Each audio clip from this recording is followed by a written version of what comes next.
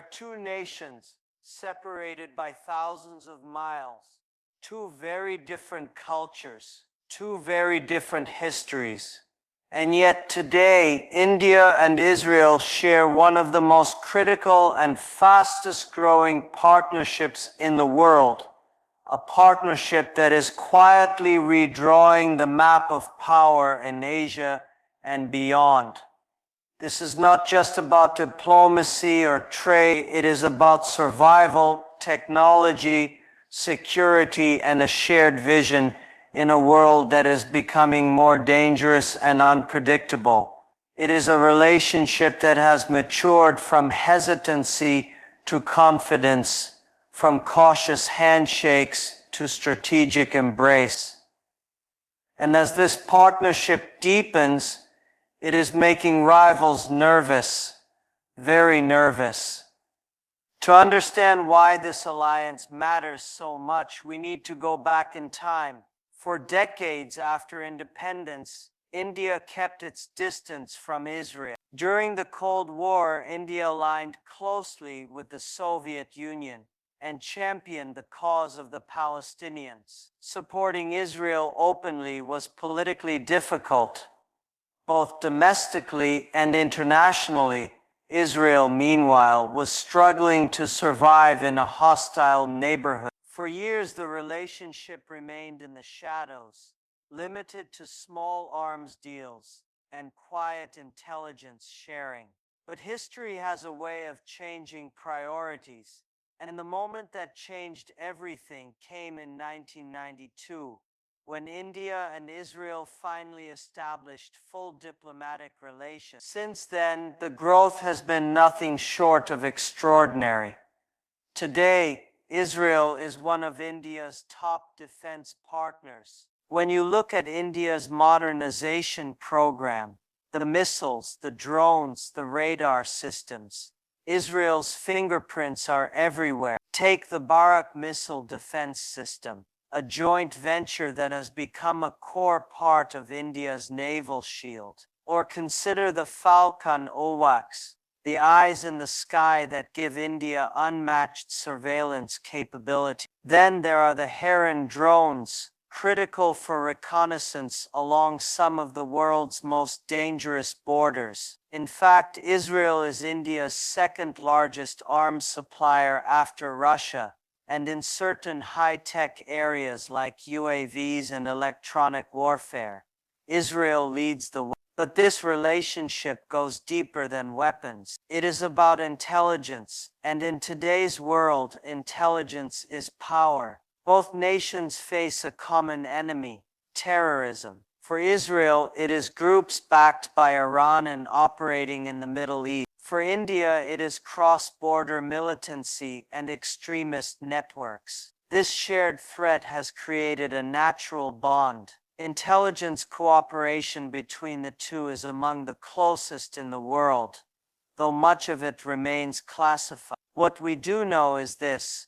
After the Kargil War in 1999, when India urgently needed precision-guided munitions, Israel delivered them in record time. In 2008, after the Mumbai attacks, Israeli advisors were among the first to assist India in counter-terror measures. And today, as cyber warfare becomes the new battleground, Israel's expertise in cybersecurity is helping India fortify its digital defenses. But this partnership is not limited to defense and security. It extends to the very basics of life, food and water. India is a country of 1.4 billion people, a nation where agriculture employs hundreds of millions and where water scarcity is becoming a critical challenge. Israel, a tiny nation in a desert, has mastered the art of making every drop count. Through drip irrigation, desalination, and advanced agricultural technology, Israel has turned barren lands into productive farms, and it is sharing that expertise with India. Across Indian states, Israeli agricultural centers of excellence are teaching farmers how to boost yields and conserve water. It may not make headlines, but this cooperation is transforming lives on the ground. Now add another layer to this story, the Middle East. For decades, India walked a fine line, balancing its ties with the Arab world and its quiet friendship with Israel. But the world has changed. The Abraham Accords, signed in 2020, normalized relations between Israel and several Arab states, including the UAE and Bahrain. Suddenly, the old taboos began to fade. Today, India can deepen its partnership with Israel without alienating the Gulf. In fact, the three are working together in new frameworks like the I2U2 group. India, Israel, the UAE, and the United States, a mini-alliance focused on food security, technology, and for India, this is a strategic jackpot.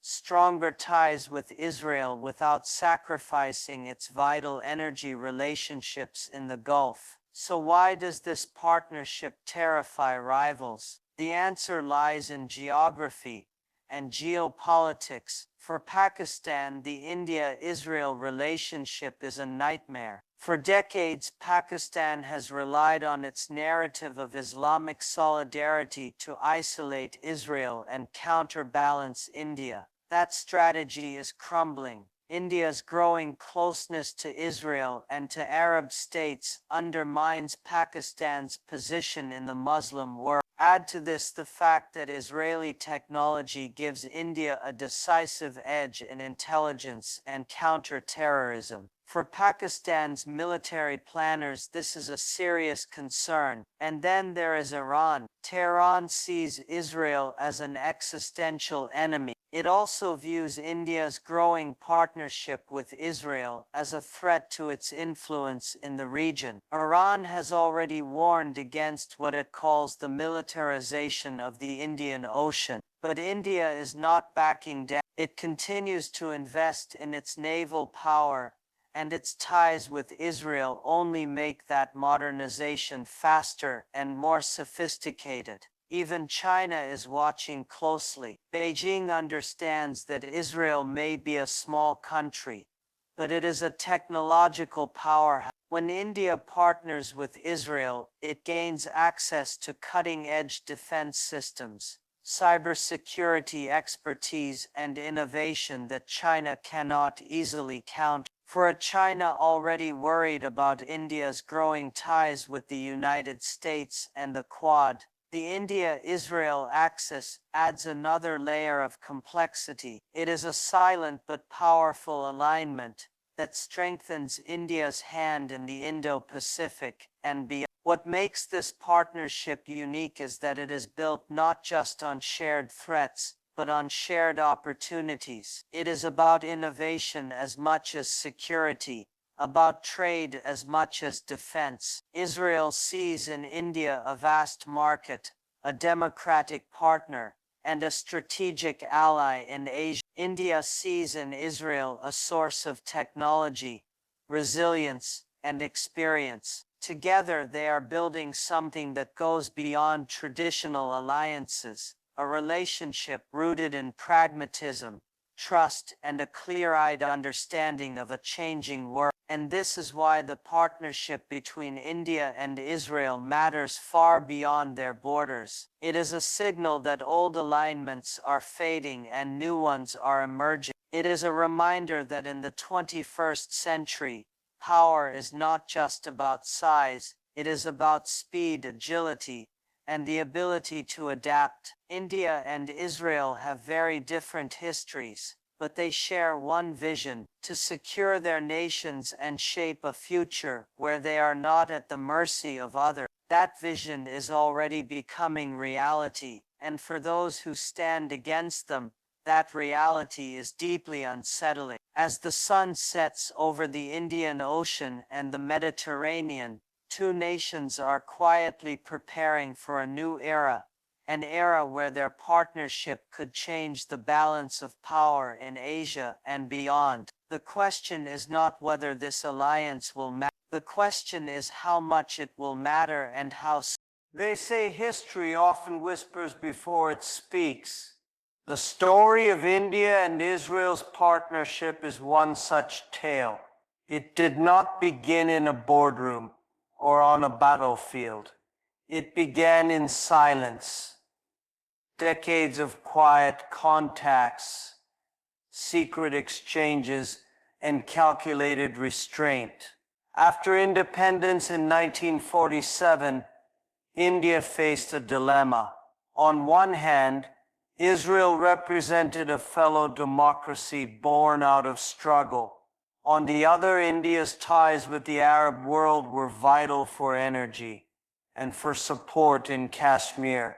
For years, India chose caution. Official recognition of Israel came only in 1950, and even then there were no formal diplomatic ties. Israel opened a consulate in Mumbai, but full relations were off the table. India feared alienating its oil suppliers and its allies in the non-aligned movement. And so, for decades, the relationship remained in the shadows. Yet even in those early years, necessity created quiet bridges.